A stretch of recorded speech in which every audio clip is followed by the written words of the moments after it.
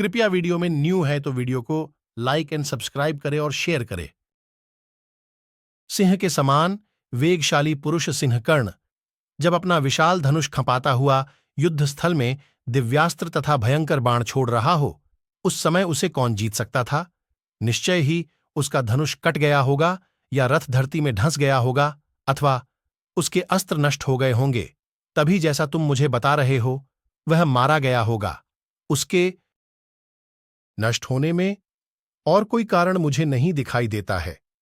जिस महामना वीर का यह भयंकर व्रत था कि मैं जब तक अर्जुन को मार नहीं लूंगा, तब तक दूसरों से अपने पैर नहीं धुलवाऊंगा।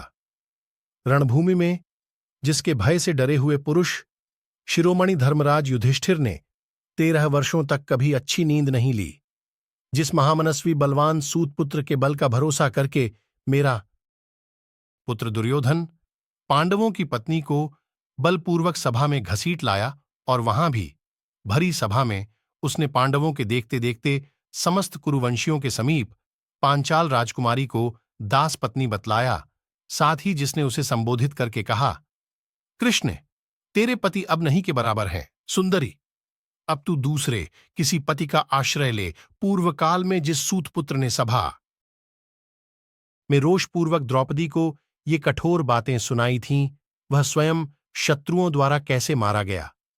जिसने मेरे पुत्र से कहा था कि दुर्योधन, यदि युद्ध की श्लाघा रखने वाले भीष्म अथवा रणदुर्मद द्रोणाचार्य पक्षपात करने के कारण कुंती पुत्रों को नहीं मारेंगे, तो मैं उन सबको मार डालूंगा। तुम्हारी मानसिक चिंता दूर हो जानी चाहिए।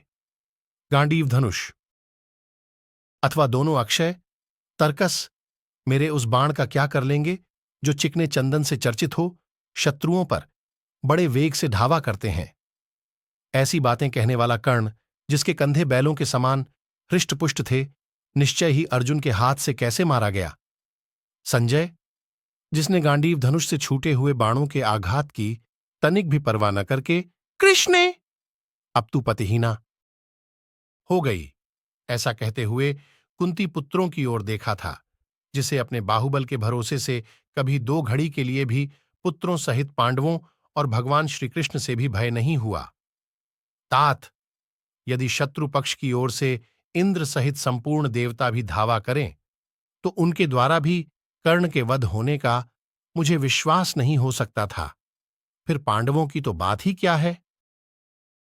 जब अधिरथ पुत्र कर्ण अपने धनुष की प्रत्यंचा स्पर्श कर रहा हो अथवा दस्ताने पहने चुका हो, उस समय कोई पुरुष उसके सामने नहीं ठहर सकता था।